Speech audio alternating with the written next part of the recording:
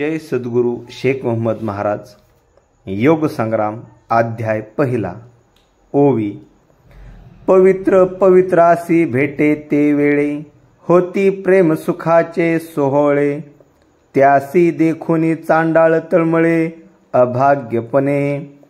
साधूस झाल्या साधूचे दर्शन, बीज रत्ने द्रवती मुखातून। तेने पुनीत होय त्रिभुवन, चांडाळा सकट।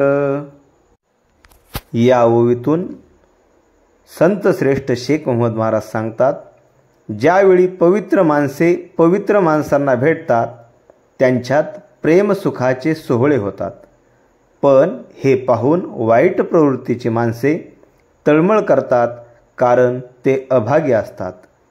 जसे साधूला साधूचे दर्शन झाले तर त्यांच्या मुखातून बीजरूपी रत्न द्रवतात, त्यामुळे सारे जग पवित्र होते, मग त्यातून चांडाळ देखील सुटत नाही। रामकृष्ण हरी।